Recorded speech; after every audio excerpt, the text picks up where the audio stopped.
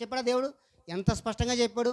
ఇలాంటి దేవుడు చక్కగా ప్రతిష్టంగా చెబితే, హోలీ చెబితే వీళ్ళేం చేశారంటే శపితమైన దానిని వాళ్ళు తీసుకున్నారు. అక్కడ నాకొద్దు అసల.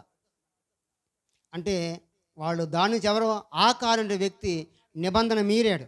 రెండవది శపితమైన దాన్ని కొంత చెప్పండి తీసుకున్నాడు, దొంగిలించాడంట. దొంగిలించడం మాత్రం కాదంట, తర్వాత అడుగుతుంటే ఏం చేస్తున్నాడు? బొంకాడంట. అబ్బే నేను తీసుకోలేదు.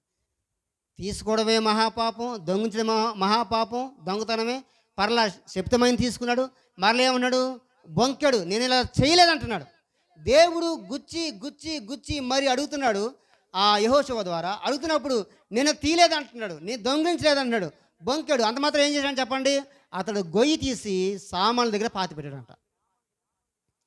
పాపాన్ని తీసుకొచ్చి చూశాడు, పాపాన్ని చూసి ఇంట్లో దాచిపెట్టుకున్నాడు, గొయ్యి తీసి పెట్టుకున్నాడు. పాపము చూడడం మాత్రమే కాదు, ఆశించాడు, కన్నులు ఆశించాడు. ఆశించిన దానిని చెప్పండి ఇంట్లోకి తెచ్చాడు. తెచ్చిన దానిని చెప్పండి కనపడకుండా సామాన్ల దగ్గర గొయ్యి తీసి పాతి పెట్టేశాడు. ఇది దేవునికి నచ్చలేదు. ఎందుకు నచ్చలేదు? దేవుడు పరిశుద్ధుడు, దేవుడు